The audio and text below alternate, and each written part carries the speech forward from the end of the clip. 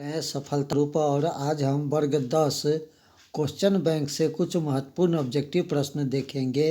और इसी कड़ी में आज हम यहाँ पर जानेंगे कि 2019 जो प्रथम पाली जो परीक्षा हुआ था 22/2/2019 को सामाजिक विज्ञान के प्रथम पाली, इसका कुछ महत्वपूर्ण ऑब्जेक्टिव प्रश्न और अगर समय मिला तो सब्जेक्टिव प्रश्न पर भी विचार किया जाएगा। तो चलिए बगैर देर किए हुए देखते हैं सफलता ग्रुप के सौजन्य से क्वेश्चन बैंक सीरीज, जिस कड़ी में आज हम वर्ग 10 2019 के प्रथम पाली के महत्वपूर्ण ऑब्जेक्टिव प्रश्न लेके आए हैं। ये आज का वीडियो शुरू करते हैं। तो यहाँ पर सबसे पहला नंबर प्रश्न है, सविनय अवज्ञा आंदोलन किस यात्रा से शुरू हुआ था? सविनय अवज्ञा आंदोलन किस यात्रा से शुरू हुआ था?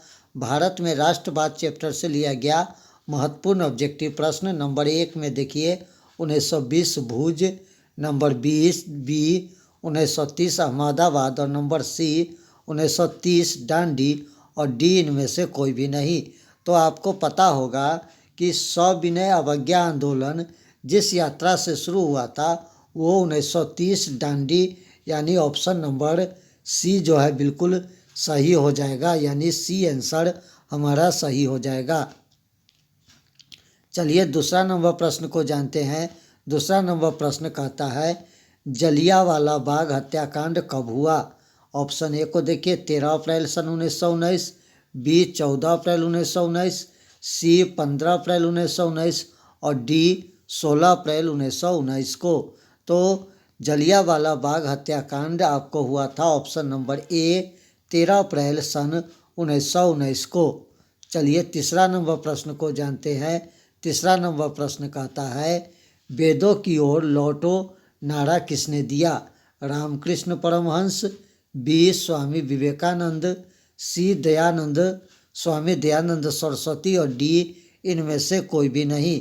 तो वेदों की ओर लौट चलो का नारा option number C Swami Dayanand Saraswati ने दिया था। चौथा नंबर प्रश्न को जानते हैं। चौथा नंबर प्रश्न कहता है, किसने कहा बिहार के विकास के बिना भारत का विकास संभव नहीं है? ऑप्शन नंबर ए को देख लीजिए, doctor APJ Abdul Kalam, Narendra Modi, doctor Rajendra Prasad और इनमें से कोई भी नहीं। तो 4 का आपको सही आंसर यहाँ पर ऑप्शन नंबर ए जो है बिल्कुल सही हो जाएगा, डॉक्टर APJ अब्दुल कलाम। 5वां नंबर प्रश्न को जानते हैं। 5 नंबर प्रश्न आपको कहता है, बोलीविया में जनसंघर्ष का मुख्य कारण था? ऑप्शन ए पानी की कीमत में वृद्धि, खाद्यान्न की कमी, पेट्रोल की कीमत में वृद्धि और इनमें से कोई भी नहीं। तो 5 का आपको सही आंसर ऑप्शन नंबर ए जो है बिल्कुल सही हो जाएगा, पानी की कीमत में वृद्धि।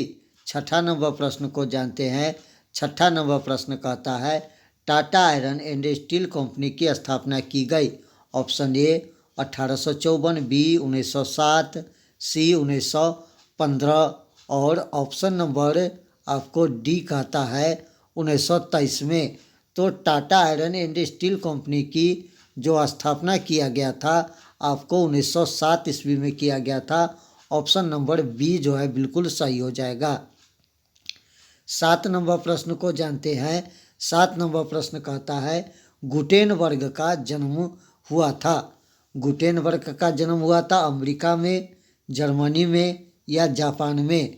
तो सही आंसर आपको यहाँ पर ऑप्शन नंबर बी जो है बिल्कुल सही हो जाएगा, गुटेनबर्ग का जन्म जर्मनी में हुआ था। 8 नंबर प्रश्न जानते हैं, वर्तमान में नेपाल की शासन प्रणाली क्या है? ऑप्शन ए लोकतंत्र, राजतंत्र, सैनिक तंत्र और ऑप्शन नंबर डी इनमें से कोई भी नहीं। तो सही आंसर 8 का आपको ऑप्शन नंबर ए जो है बिल्कुल सही हो जाएगा, लोकतंत्र। चलिए 9 नंबर प्रश्न को जानते हैं। 9 नंबर प्रश्न कहता है, वॉर एंड पीस किसकी रचना है? Option A Karl Marx, Leo Tolstoy, Dostoevsky और डी एंजेलस। तो 9 का आपको सही आंसर यहाँ पर जो हो जाएगा लियो टॉल्स्टॉय जो है बिल्कुल सही आंसर हो जाएगा। 10 नंबर प्रश्न को जानते हैं। किसने कहा संसाधन होते नहीं बनते हैं? जिमरमैन ने, महात्मा गांधी ने, संदीप पांडे ने और इनमें से कोई भी नहीं। तो आपको 10 का जो है सही आंसर यहाँ पर ऑप्शन नंबर बी जो है हो जाएगा सही, महात्मा गांधी ने। 11 नंबर प्रश्न को जानते हैं। सुनामी कहाँ आती है? ऑप्शन नंबर ए स्थल, समुद्र, आसमान और ऑप्शन नंबर डी इनमें से कोई भी नहीं। तो 11 का आपको सही आंसर ऑप्शन नंबर बी जो है बिल्कुल सही हो जाएगा, सुनामी समुद्र में आता है। चलिए 12 नंबर प्रश्न को जानते हैं। 12 नंबर प्रश्न कहता है अकोरवाट के मंदिर का निर्माण किस शासक के द्वारा करवाया गया? ऑप्शन नंबर ए को देख लीजिए, सूर्यवर्मन द्वितीय, नरोत्तम सिंहानु, कुआंग और इनमें से कोई नहीं। तो 12 का आपको सही आंसर ऑप्शन नंबर ए जो है बिल्कुल सही हो जाएगा, सूर्यवर्मन द्वितीय। 13 नंबर प्रश्न को जानते हैं। 13 नंबर प्रश्न कहता है WTO विश्व व्यापार संगठन की स्थापना किस वर्ष की गई? ऑप्शन नंबर ए कहता है 1995, बी 1994, सी 1996 और ऑप्शन नंबर डी इनमें से कोई नहीं।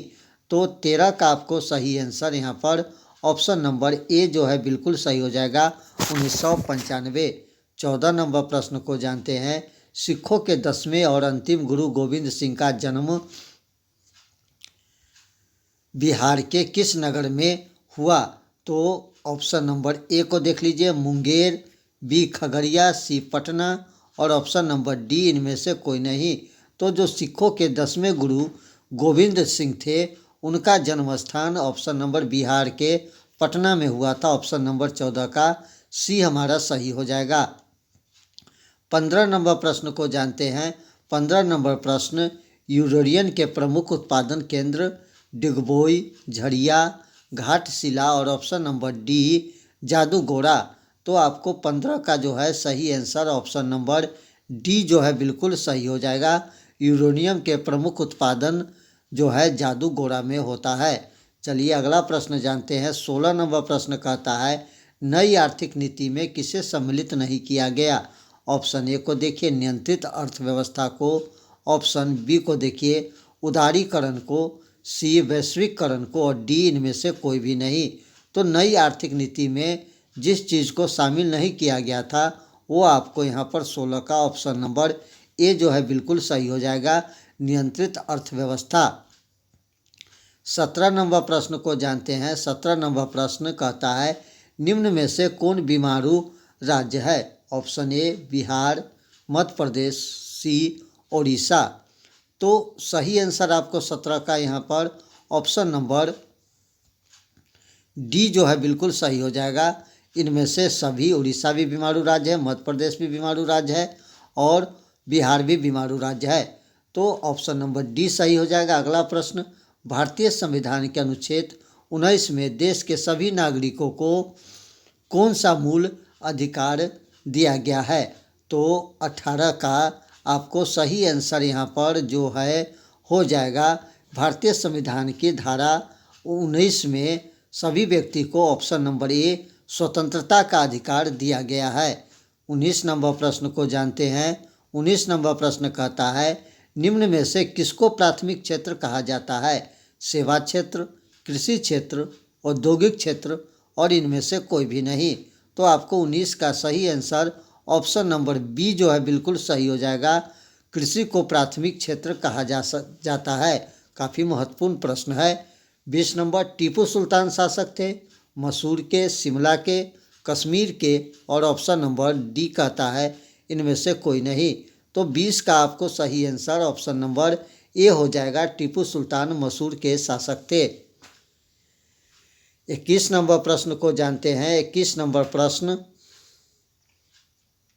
कहता है सांप्रदायिक राजनीतिक आधारित होती है धर्म पर, जाति पर, क्षेत्र पर और डी इनमें से कोई भी नहीं।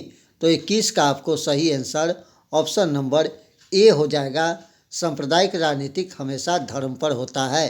प्रश्न नंबर 22 को देख लीजिए। पंचायती राज व्यवस्था सर्वप्रथम किस राज्य में लागू किया गया? राजस्थान, बिहार, उत्तराखंड और डी मध्य प्रदेश। तो पंचायती राज व्यवस्था सर्वप्रथम राजस्थान में लागू किया गया था। ऑप्शन नंबर ए यहाँ पर बिल्कुल सही हो जाएगा। 23 नंबर प्रश्न को जानते हैं। 23 नंबर प्रश्न महत्वपूर्ण। भारत का राष्ट्रीय पंछी कबूतर, हंस, मोर और ऑप्शन नंबर डी तोता। तो भारत का राष्ट्रीय पंछी 24 का आपको सही आंसर यहाँ पर ऑप्शन नंबर सी जो है बिल्कुल सही हो जाएगा, मोर होता है।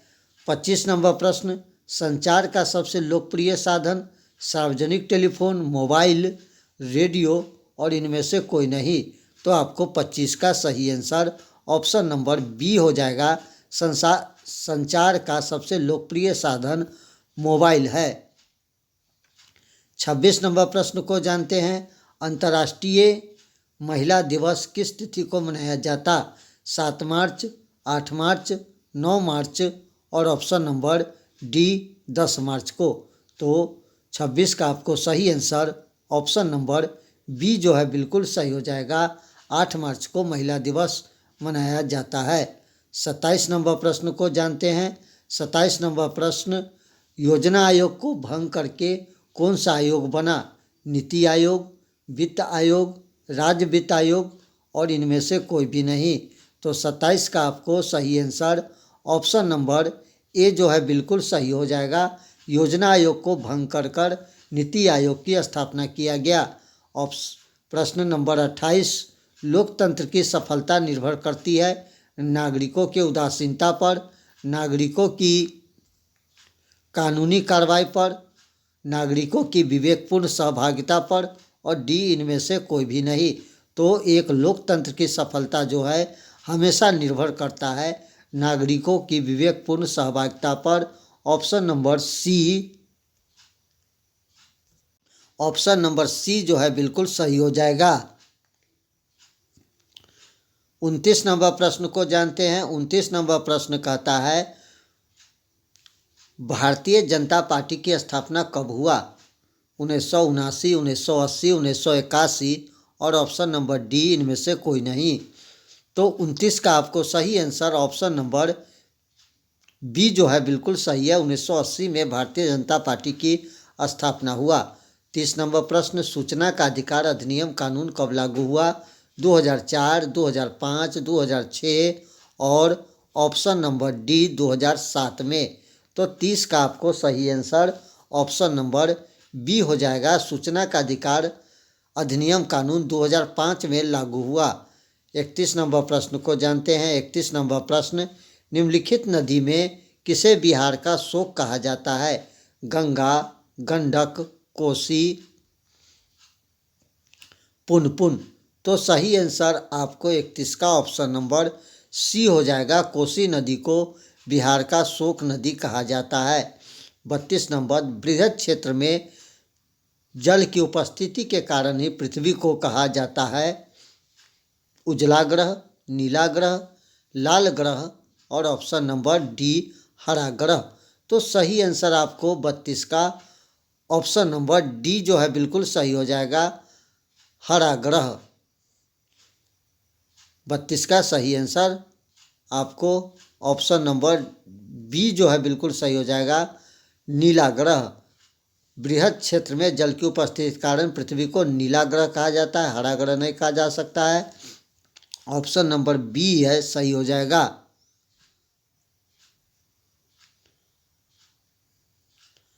33 नंबर प्रश्न जानते हैं। 33 नंबर प्रश्न प्राथमिक ऊर्जा का उदाहरण कौन सा नहीं है? कोयला, विद्युत, पेट्रोलियम, प्राकृतिक गैस। तो 33 का आपको सही आंसर ऑप्शन नंबर बी विद्युत जो है सही हो जाएगा।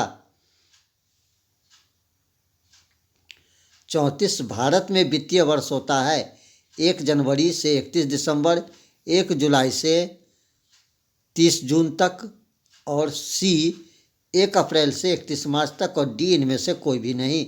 तो 34 का आपको सही आंसर ऑप्शन नंबर सी हो जाएगा। भारत में वित्तीय वर्ष होता है 1 अप्रैल से 31 मार्च तक। चलिए अगला प्रश्न जानते हैं। 35 नंबर प्रश्न को देख लीजिए। 35 नंबर प्रश्न कहता है, इनमें कौन सा संस्थागत वित्त का साधन है? सेठ साहूकार, रिश्तेदार, व्यवसायिक बैंक और इनमें से कोई भी नहीं। तो आपको 35 का सही आंसर ऑप्शन नंबर सी जो है बिल्कुल सही हो जाएगा, व्यवसायिक बैंक। 36 नंबर प्रश्न, संजय गांधी जैविक उद्यान किस नगर में है? राजगीर, बोधगया, बिहार शरीफ और डी पटना। तो संजय गांधी जैविक उद्यान ऑप्शन नंबर डी पटना बिल्कुल सही हो जाएगा। 37 नंबर प्रश्न को जानते हैं। 37 नंबर प्रश्न को देख लीजिए। कहता है, निम्नलिखित उद्योग में कौन से कृषि पर आधारित नहीं है? सूती, सीमेंट, चीनी। तो आपको सही आंसर ऑप्शन नंबर बी जो है बिल्कुल सही हो जाएगा, सीमेंट उद्योग। 37 का ऑप्शन नंबर बी। 38 नंबर प्रश्न को जानते हैं। 38 नंबर प्रश्न कहता है, सौर ऊर्जा निम्नलिखित में कौन सा संसाधन है? मानवकृत, नवीकरणीय, अजैव। तो आपको 38 का आपको सही आंसर यहाँ पर जो हो जाएगा, सौर ऊर्जा जो संसाधन है वो आपको ऑप्शन नंबर बी जो है बिल्कुल सही हो जाएगा, नवीकरणीय संसाधन। 39 नंबर प्रश्न, चावल है खरीफ फसल, रबी फसल, ज़्यादातर फसल। तो चावल ऑप्शन नंबर ए खरीफ फसल बिल्कुल सही हो जाएगा। 40 नंबर प्रश्न को जानते हैं। 40 नंबर प्रश्न कहता है, राष्ट्रीय विकास परिषद का गठन कब हुआ? 1950, 1991, 1992 और इनमें से कोई नहीं। तो 40 का आपको सही आंसर ऑप्शन नंबर सी जो है बिल्कुल सही हो जाएगा, 1952। तो ये था आपको कुछ महत्वपूर्ण ऑब्जेक्टिव प्रश्न। अब 2019 के सब्जेक्टिव प्रश्न पर एक नज़र डालते हैं। इसे आप अपने बुक से अच्छी तरह से देख लीजिएगा। तो पहला नंबर प्रश्न था, मैजनी कौन था? मैजनी कौन था? तो इसका सही आंसर मैजनी जो था, मैजनी को इटली के एकीकरण का पैगंबर या मसीहा कहा जाता है। राष्ट्रवादी भावना से प्रेरित होकर उसने कार्बोनारी की सदस्यता ग्रहण की। 1830 से 31 के विद्रोह में उसने सक्रिय भूमिका निभाई। गणतंत्रवादी उद्देश्यों का प्रचार करने के लिए उसने यंग इटली तथा यंग यूरोप का गठन किया। वह ऑस्ट्रिया के प्रभाव से इटली को मुक्त कराना चाहता था और अपने प्रयास में वह विफल रहा। तो ये मैजनी कौन था, ये आप अच्छी तरह से रिवीजिंग कर लीजिएगा। चलिए नंबर 2 प्रश्न देख लीजिए। 2019 में क्या पूछ रखा है? 2 नंबर प्रश्न पूछ रखा है, पूंजीवाद क्या है? औद्योगिक, तो इसका आंसर जानते हैं। औद्योगिक क्रांति के परिणाम स्वरूप एक नई आर्थिक व्यवस्था का उदय हुआ जो पूंजीवादी व्यवस्था कहलाई। उत्पादन के साधनों और इसके लाभ पर पूंजीपति ने अपना वर्चस्व स्थापित कर लिया। ऐसा इसलिए हुआ क्योंकि उद्योग के मशीनीकरण के लिए उनके पास धन या पूंजी थी, अतः इसका लाभ उन्हीं लोगों ने उठाया। पूंजीवादी व्यवस्था में श्रमिक का शोषण हुआ और इसके विरोध में आगे चलकर समाजवादी और मार्क्सवादी विचारधारा का उदय हुआ। तो ये पूंजीवाद क्या था, इस चीज़ को आप बढ़िया से देख लीजिएगा। नंबर 3 प्रश्न देख लीजिए, ये भी इतिहास से लिया गया है। हिंद चीन में फ्रांसी प्रचार का वर्णन करें। नंबर 3 प्रश्न, हिंद चीन में फ्रांसी प्रचार का वर्णन करें। 17वीं शताब्दी में अनेक फ्रांसी व्यापारी कैथोलिक धर्म प्रचारक हिंद चीन पहुँचे। 18वीं शताब्दी के उत्तरार्ध से वो हिंद चीन के राजनीति में सक्रिय हो गए। 1787 में कोचिन चीन तथा 1862 में अन्नाम के साथ फ्रांस ने संधि कर अपना प्रभाव बढ़ाया। 1863 में कंबोडिया फ्रांस का संरक्षित राज्य बन गया। 1867 में कोचिन चीन में फ्रांसीसी उपनिवेश की स्थापना हुआ और 1884 में अन्नान फ्रांस का संरक्षित राज्य बना तथा 1887 में फ्रांस में फ्रेंच इंडो चाइना की स्थापना हुआ। ऑब्जेक्टिव प्रश्न पूछा जा सकता है कि फ्रेंच इंडो चाइना की स्थापना कब हुआ, तो 1887। चलिए चौथा नंबर प्रश्न को जानते हैं। न्यूनतम मजदूरी कानून कब पारित हुआ और इसके क्या उद्देश्य थे, तो भारत सरकार द्वारा 1948 में पारित इस कानून का उद्देश्य चुने हुए उद्योग में मजदूरी की दर नियमित करना।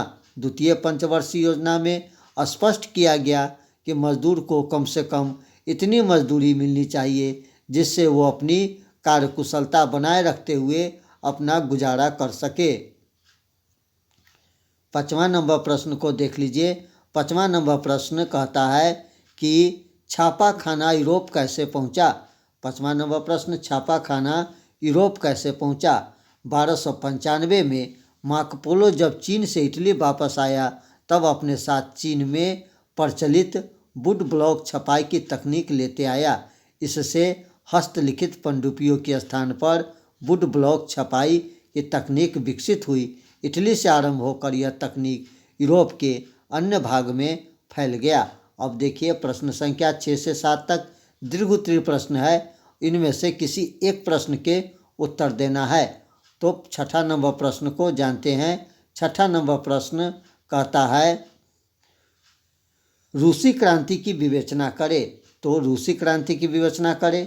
1917 में रूसी क्रांति के राजनीतिक, सामाजिक और आर्थिक और धार्मिक बौद्धिक कारण थे, जिसमें से आपको पहला नंबर कारण था राजनीतिक कारण। तो रूसी क्रांति का राजनीतिक कारण जानते हैं। रोमनोबोस वंश का शासक जार निकोलस द्वितीय सर्वशक्तिशाली और स्वेच्छाचारी था। प्रशासन में भ्रष्टाचार व्याप्त था। सरकार की रूसीकरण की नीति एक जार, एक चर्च और एक रूस से रूप में निवास करने वाले विभिन्न प्रजातियों में असंतोष व्याप्त हुआ। अनेक विद्रोह हुए जिन्हें क्रूरतापूर्वक दबा दिया गया। बाल्कन युद्ध, कीमिया युद्ध और रूसी जापान युद्ध में पराजय से जारशाही की शक्ति और प्रतिष्ठा कमजोर हो गई। प्रथम विश्व युद्ध में पराजय तो क्रांति का तत्कालीन कारण बना। अब नंबर 2 में सामाजिक कारण। रूस की अधिकांश जनसंख्या किसान की थी। उनकी स्थिति दयनीय थी।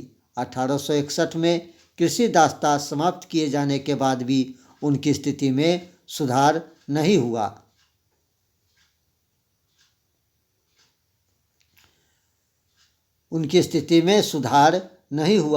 और ये भी एक महत्वपूर्ण कारण जो था। नंबर 3 में देखिए आर्थिक स्थिति। औद्योगिक दृष्टि से रूस एक पिछड़ा हुआ देश था। उद्योग पर जार एवं कुलीनों का आधिपत्य था तथा राष्ट्रीय पूंजी का अभाव था। व्यापार का भी समुचित विकास न हो सका। लगातार युद्ध से देश की अर्थव्यवस्था दिवालियापन के कगार पर पहुंच गया। धार्मिक स्थिति जानते हैं। धार्मिक स्थिति, रूस में कट्टरपंथी ईसाई धर्म एवं चर्च व्यापक प्रभाव था। नागरिकों के धार्मिक स्वतंत्रता नहीं थी। 19वीं शताब्दी के अंतर्गत में रूस में बौद्धिक जागरण हुआ। अनेक साहित्यकार जैसे Plekhanov, Leo Tolstoy, Ivan Turgenev, Maxim Gorky, Anton Chekhov इत्यादि ने अपने लेखों और पुस्तक द्वारा भ्रष्ट राजनीतिक, आर्थिक व्यवस्था और रूसियों का ध्यान आकृष्ट करके उन्हें परिवर्तन के लिए उत्प्रेरित किया। मार्क्सवाद के बढ़ते प्रभाव से भी क्रांति को प्रेरणा मिली। चलिए अगला प्रश्न जानते हैं। अगला प्रश्न 7 नंबर प्रश्न आपको कहता है भूमंडलीयकरण के कारण आम लोगों के जीवन में आने वाले परिवर्तन को स्पष्ट करें। भूमंडलीयकरण की प्रक्रिया के कारण विश्व के सभी राजनीतिक, आर्थिक, सामाजिक, वैज्ञानिक तथा सांस्कृतिक रूप से एक दूसरे से जुड़ गए। भूमंडलीयकरण ने विश्व स्तर पर लोगों को नैतिक, सांस्कृतिक एवं मनोविज्ञान स्तर पर एकीकृत कर एक रूपता लाने का प्रयास किया है। आम लोगों के जीवन भूमंडलीयकरण के गहरे रूप से प्रभावित हुआ है। वर्तमान समय में जीविकोपार्जन और आर्थिक क्षेत्र में इसका व्यापक प्रभाव स्पष्ट रूप से परिलक्षित हो रहा है। भूमंडलीयकरण ने राष्ट्र की अर्थव्यवस्था को निरूपित करने में महत्वपूर्ण भूमिका निभाई थी। मुक्त बाजार एवं व्यापार, खुली प्रतिस्पर्धा और बहुराष्ट्रीय कंपनी का प्रसार हुआ उद्योग एवं सेवा क्षेत्र का निजीकरण एवं विस्तार हुआ। इसका जनजीवन पर व्यापक असर पड़ा। जीविकोपार्जन के क्षेत्र में यह प्रभाव स्पष्ट रूप से दिखाई देता है। 1991 के पश्चात सेवा, बीमा क्षेत्र, पर्यटन, उद्योग, सूचना और संचार के क्षेत्र में महत्वपूर्ण परिवर्तन आया है। सेवा के क्षेत्र के अंतर्गत ऐसी आर्थिक गतिविधि आती है जिसमें ग्राहक की सुविधा उपलब्ध कराकर उनके बदले पारिश्रमिक लिया जाता है। यातायात, बैंक, बीमा, पर्यटन, दूरसंचार की सुविधा उपलब्ध कराने के व्यवसाय में लाखों लोगों को रोजगार मिला। पर्यटन का उद्योग विकास होने से दूर एवं ट्रेवल्स एजेंसी की स्थापना हुआ। बड़े नगर में शॉपिंग मॉल स्थापित किए गए। बैंकिंग और बीमा क्षेत्र का विस्तार हुआ। राष्ट्रीय संस्था के अतिरिक्त निजी कंपनी भी इसमें संकलित है। विगत वर्ष में सबसे अधिक विस्तार सूचना और संचार के क्षेत्र में हुआ है। इससे दूरियां सिमट गई है। मोबाइल फोन, कंप्यूटर और इंटरनेट, कोरियर सेवा का सामान्य जनजीवन पर व्यापक प्रभाव पड़ा है। बहुराष्ट्रीय कंपनी न सरकारी नौकरी पर दबाव कम कर दिया है। वह भूमंडलीयकरण का प्रभाव है कि नागरिकों का जीवन स्तर बढ़ा है और उन्हें रोजगार का अवसर उपलब्ध हुआ है। चलिए अगला प्रश्न राजनीतिक विज्ञान से लिया गया है। सामाजिक विभाजन से आप क्या समझते हैं? आंसर जानते हैं। जाति, धर्म, भाषा, क्षेत्र, सांप्रदायिक इत्यादि के आधार पर समाज में जो विभेद पैदा होता है वही सामाजिक विभाजन का रूप ले लेता है, सामाजिक विभाजन कहलाता है। सामाजिक विदेह को मिटाकर ही सामाजिक विभाजन को रोका जा सकता है। 9 नंबर प्रश्न जानते हैं। 9 नंबर प्रश्न कहता है राजनीतिक दल लोकतंत्र में क्यों आवश्यक है? आंसर जानते हैं। राजनीतिक दल लोकतंत्र की आधारशिला है। बिना राजनीतिक दल के हम लोकतंत्र की कल्पना भी नहीं कर सकते हैं। विभिन्न राजनीतिक दल के प्रतिनिधि ही निर्वाचन में भाग लेते हैं। राजनीतिक दल ही लोकतंत्र शासन को व्यवहारिक रूप प्रदान करता है।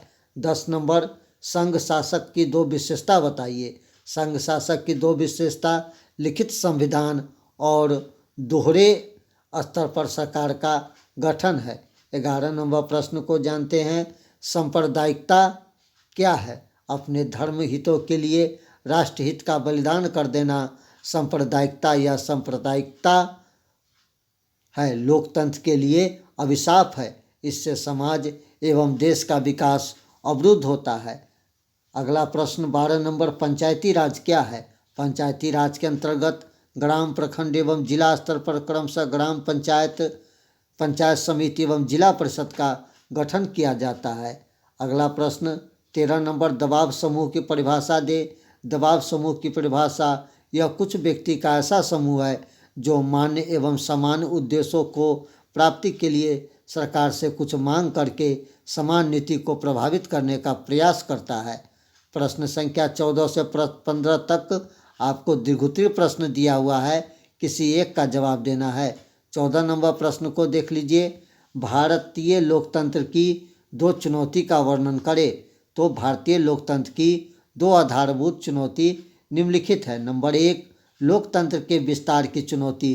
प्रत्येक लोकतांत्रिक शासन व्यवस्था संघीय ढांचा को सक्रिय बनाकर स्थानीय संस्था को अधिकार देकर तथा समाज के कमजोर वर्ग जिनमें महिला भी सम्मिलित को शासन में उचित साझेदारी देकर इस चुनौती का सामना कर सकता है। नंबर 2 लोकतंत्र को सशक्त बनाने की चुनौती। लोकतंत्र को सशक्त बनाने की चुनौती। प्रत्येक लोकतांत्रिक शासन व्यवस्था के सामने लोकतंत्र को सशक्त बनाने की चुनौती रहती है। इस चुनौती के समाधान के लिए लोगों के साझेदारी सत्ता में सुनिश्चित करना तथा धनी एवं प्रभुत्व वाले लोगों पर नियंत्रण रखना आवश्यक है। अगला प्रश्न सूचना के अधिकार अधिनियम 2005 का संक्षिप्त विवरण अपने शब्दों में दे। तो इसका आंसर जान लेते हैं। इसका आंसर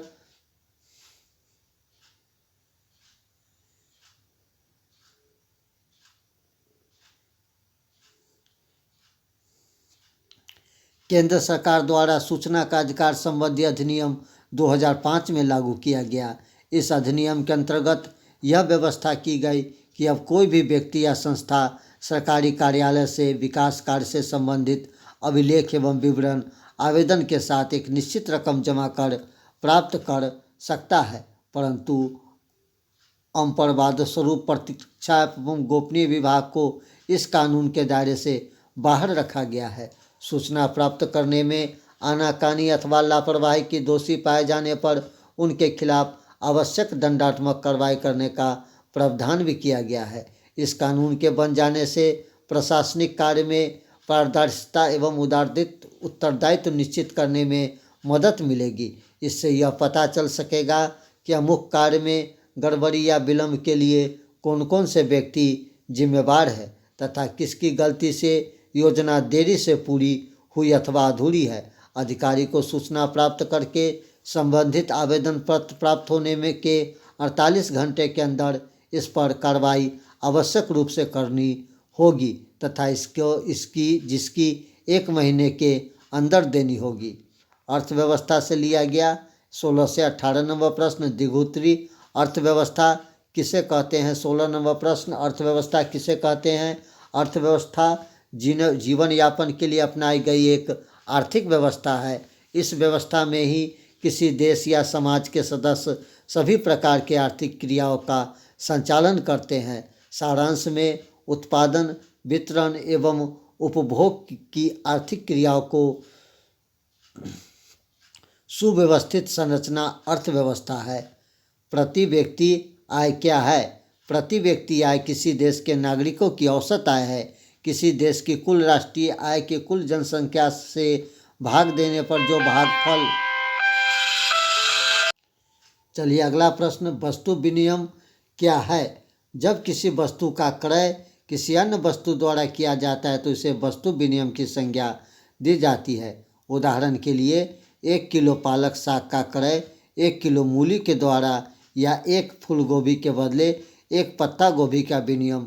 जब मुद्रा का आविष्कार नहीं हुआ था तो बाजार में वस्तु के विनिमय का माध्यम था। 19 से 20 द्विगुत्री प्रश्न, एक प्रश्न के उत्तर। व्यावसायिक बैंक के प्रमुख कार्य की विवेचना करें। बैंक शब्द से हमारा अभिप्राय व्यावसायिक बैंक से होता है। व्यावसायिक बैंक निम्नलिखित कार्य का निष्पादन करता है। जमा स्वीकार करना, लोगों की बचत को जमा के रूप में स्वीकार करना व्यावसायिक बैंक का सबसे महत्वपूर्ण कार्य है। व्यावसायिक बैंक प्रायः 4 प्रकार के खाते में रकम जमा करता है। अस्थायी जमा, चालू जमा, संचयी जमा तथा आवर्ती जमा। अस्थायी जमा में एक निश्चित अवधि के लिए रकम जमा की जाती है। ऐसी जमा पर ब्याज की दर सबसे अधिक होती है। इसका कारण यह है कि बैंक इस धन को निसंकोच किसी अन्य व्यक्ति को उधार देकर मुनाफा कमा सकता है। चालू जमा वो है जिसमें जमाकर्ता अपनी इच्छा अनुसार कभी भी रुपये जमा कर सकता है या निकाल सकता है। इन जमाओं पर बैंक प्रायः कुछ भी ब्याज नहीं देता और नाम मात्र का ब्याज देता है। संचयी जमा मुख्यतः मध्य वर्ग के लिए होता है तथा इस पर ब्याज की दर अस्थायी जमा से कम रहती है। आवर्ती जमा में प्रति माह एक निश्चित रकम जमा के रूप में अवधि 60 से 72 माह के लिए बैंक स्वीकार करता है तथा इसके बाद निश्चित रकम देता है।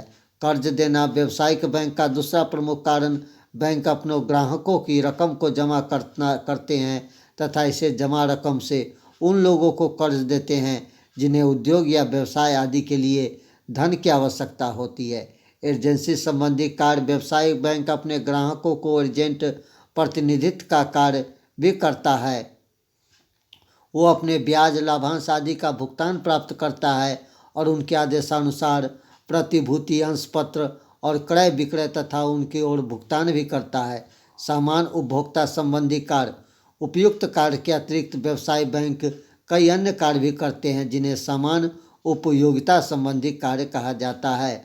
20 नंबर प्रश्न, वैश्वीकरण के बिहार पर पड़े प्रभाव को बताइए। वैश्वीकरण से बिहार की अर्थव्यवस्था प्रभावित है तथा यहाँ के बाजार में विदेशी कंपनी तथा निर्मित मोटर गाड़ी, सेल फोन, इलेक्ट्रॉनिक उत्पादन, जूते, सिले सिलाए कपड़े तथा अन्य कई प्रकार की उपभोक्ता वस्तु उपलब्ध है। वैश्वीकरण से राज्य के पर्यटन उद्योग को प्रोत्साहन मिला है तथा विदेशी पर्यटन की संख्या में उल्लेखनीय वृद्धि हुई है। 2005 में बिहार में आने वाले विदेशी पर्यटक की संख्या लगभग 63,000 थी। वह 2018 के सितंबर में बढ़कर 7.7 लाख से अधिक हो गया है। बिहार में विदेशी पर्यटक को आकर्षित करने के लिए इतिहास, धर्म और संस्कृति की विविधतापूर्ण भंडार है। कानून व्यवस्था तथा अंतरसंरचनात्मक सुविधाओं की स्थिति में सुधार होने से राज्य में पर्यटन का एक प्रमुख उद्योग के रूप में विकसित होने की संभावना है। परंतु राज्य के विकास तथा पूंजी के निवेश की दृष्टि से बिहार में वैश्वीकरण के प्रभाव सीमित रहा है। इसका प्रमुख कारण हमारे राज्य की कमजोर आधार संरचना, बहुराष्ट्रीय निगमों के मुख्यता तथा दिल्ली, गुजरात, महाराष्ट्र, तमिलनाडु, कर्नाटक जैसे राज्यों के विकसित राज्य से देशों के विकसित राज्यों से पूंजी का निवेश किया है। जहां ये उपलब्ध है, पूंजी निवेश एवं औद्योगिक विकास के लिए विद्युत संयंत्र, प्रमुख उच्च पथ, रेल, जलमार्ग, हवाई अड्डे जैसे संरचनात्मक सुविधा अत्यधिक महत्वपूर्ण है। बिहार में इन सुविधाओं की कमी विदेशी निवेश के मार्ग में एक प्रमुख बाधा है। विश्व बैंक की एक रिपोर्ट के अनुसार बिहार के निवेशिक वातावरण में सुधार के लिए सड़क अधोसंरचना में सुधार तथा बाढ़ नियंत्रण आवश्यक है।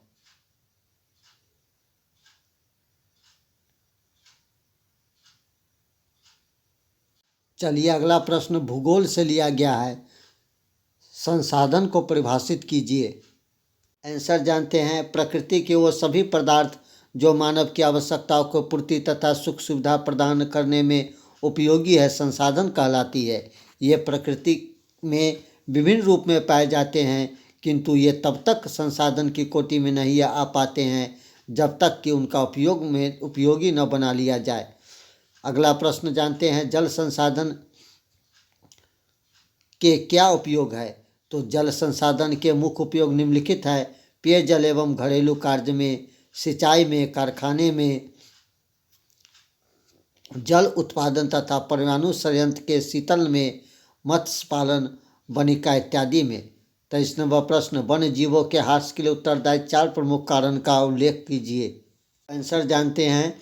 वन्य जीवों के ह्रास के निम्नलिखित कारण है। वन्य जीवों का शिकार, आर्थिक लाभ के लिए कुछ लोग वन्य जीवों के शिकार करते हैं, फलतः उनकी संख्या दिनादुन घटती जा रही है। प्राकृतिक आवास का ह्रास।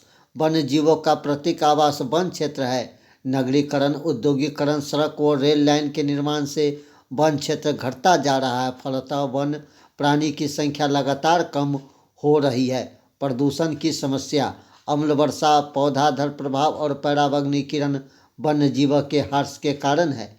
वनों में आग लगना, प्राकृतिक या मानवीय कारण से वनों में आग लग जाता है। इससे हरे भरे वन तथा वन्य जीव नष्ट हो जाते हैं। 24 नंबर प्रश्न। झारखंड के मुख्य लौह अयस्क खनन केंद्र का नाम लिखिए।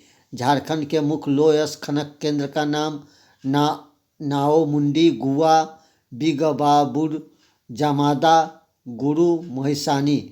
भारतीय कृषि की 5 प्रमुख विशेषता का उल्लेख करें। भारतीय कृषि की 5 प्रमुख विशेषता निम्नलिखित है। भारतीय कृषि देश के 55% से अधिक लोगों को रोजगार उत्पन्न कराती है। यह लगभग 1.25 अरब की आबादी का भोजन उपलब्ध कराता है। कृषि पर आधारित अनेक उद्योग के कच्चे माल की आपूर्ति करती है। सकल घरेलू उत्पाद में कृषि का योगदान लगभग 77.32% है। कृषि उत्पादन के निर्यात से विदेशी मुद्रा प्राप्त होता है। दीर्घोत्तरीय प्रश्न। जैव विविधता क्या है? यह मानव के लिए क्यों महत्वपूर्ण है? जैव विविधता का संबंध किसी प्रदेश में पाए जाने वाले जीवों की विविधता से है। भारत में 47,000 उपजाति वनस्पति एवं 79,000 प्रकार के जीव जंतु पाए जाते हैं। भारतीय प्राणी सर्वेक्षण विभाग के अनुसार भारत में 2.456 किस्म के मछली, 209 किस्म के उभयचर एवं 456 किस्म के सरीसृप, 1232 किस्म के पंछी तथा 390 किस्म के स्तनपायी प्रजाति मिलती है। इसमें घड़ियाल भारत छोड़कर एशिया के किसी दूसरी जगह नहीं मिलता है। एक सींग वाला गेंडा, शेर, बाघ दोनों एक साथ भारत के अलावा कहीं नहीं मिलता है। इन वन प्राणी से मानव प्रत्यक्ष एवं अप्रत्यक्ष रूप से लाभान्वित होता है। कीटनाशक के अधिक उपयोग एवं अन्य कारण से कई जीव जंतु लुप्त होने के कगार पर है या उन पर खतरा मंडरा रहा है। ये वन प्राणी पर्यावरण संतुलन बनाए रखने में मदद करता है। जबकि वनों से भी मानव जीवन प्रत्यक्ष एवं अप्रत्यक्ष रूप से लाभान्वित होता है। धात्मिक एवं अधात्मिक खनिज में अंतर। खनिज मुख्य रूप से धात्मिक, अधात्मिक, बहुमूल्य एवं रेडियो सक्रिय 4 प्रकार के होते हैं। इन खनिज में जिसमें धातु पाए जाते हैं धात्मिक खनिज भी 2 प्रकार के होते हैं, लौह एवं अलोह खनिज। जिन खनिजों में लोहे का अंश होता है उसे लौह धात्मिक खनिज कहा जाता है, जैसे लोहा, अयस्क, मैग्नीज, निकेल इत्यादि। ऐसे खनिज जिनमें लोहे का अंश काफ़ी कम या नहीं के बराबर होता है अलोहिक धात्विक खनिज कहलाता है, जैसे सोना, चांदी, टीन इत्यादि। दूसरी ओर जिन खनिज में धातु नहीं होता है उन्हें आधारित खनिज कहा जाता है। कार्बनिक और अकार्बनिक इनके 2 प्रकार है। कार्बनिक खनिजों में कार्बन की उपस्थिति होता है, जबकि अकार्बनिक खनिजों में कार्बन या जीव का अंश नहीं होता है। कोयला, पेट्रोलियम कार्बनिक खनिज, जबकि अभ्रक एवं ग्रेफाइट अकार्बनिक खनिज के उदाहरण है। आपदा प्रबंधन से लिया गया महत्वपूर्ण प्रश्न। भूकंप के प्रभाव करने के 4 उपाय। पृथ्वी के अंदर होने वाले हलचलों से पृथ्वी की सतह पर उत्पन्न कंपन को भूकंप कहा जाता है। भूकंप एवं सुनामी दोनों भयंकर प्राकृतिक आपदा है। भूकंप से बचाव के प्रमुख उपाय निम्नलिखित है। भूकंप नियंत्रण एवं मॉनिटरिंग केंद्र की स्थापना करना, भूकंप रोधी मकानों के निर्माण पर जोर देना, मजबूत पिलर देकर मकान छोटा एवं आयताकार बनाना, सामुदायिक शिक्षा एवं संचार साधनों के लोगों को जागरूक बनाना। आग आपदा से के समय कौन से उपाय करना चाहिए। आग लगने की स्थिति में प्रबंधन के निम्नलिखित उपाय करना चाहिए। आग के फैलावे पर काबू पाना, आग में फंसे लोगों को शीघ्रतापूर्वक बाहर निकालना, घायल व्यक्ति को यथाशीघ्र प्राथमिक उपचार देकर अस्पताल पहुंचाना, विद्युत आपूर्ति के मेन स्विच को ऑफ कर देना। 30 नंबर प्रश्न, सुखाड़ के लिए उत्तरदायी कारकों की विवेचना करें। सुखाड़ के उत्तरदायी कारण निम्नलिखित है। वर्षा की मात्रा में लगातार कमी, नदियों के ऊपरी जल ग्रहण क्षेत्र में बांधों के निर्माण एवं अन्य आर्थिक गतिविधियां के कारण निचले क्षेत्र में जल का कम आना, वन विनाश के कारण जल एवं वर्षा में कमी का होना, वायु में शुष्कता तथा पृथ्वी के जल स्तर के नीचे जाना। भूस्खलन क्या है, तो पहाड़ों पर पत्थर के खिसक कर गिरना एवं पथरीला मिट्टी का बहाना भूस्खलन कहलाता है। भूस्खलन के अंतर्गत छोटे छोटे पत्थर के गिरने से लेकर बड़े बड़े चट्टान के टुकड़े का अधिक मात्रा में तेजी से नीचे की ओर गिरना शामिल है। भारी वर्षा, बाढ़, भूकंप या गुरुत्वाकर्षण प्रक्रिया से भूस्खलन होता है। मानवीय गतिविधि के कारण भी भूस्खलन की क्रिया ज़्यादा होने लगी है। तो ये था आपको सोशल साइंस के क्वेश्चन बैंक VVI ऑब्जेक्टिव प्रश्न और उसके आंसर, जिसमें आज हम जान रहे थे 2019 प्रथम पाली में पूछे गए सामाजिक विज्ञान के महत्वपूर्ण ऑब्जेक्टिव और सब्जेक्टिव प्रश्न। तो मिलते हैं फिर एक नए वीडियो में एक नए क्वेश्चन बैंक के साथ। तब तक दीजिए इजाज़त। नमस्कार। जय हिंद।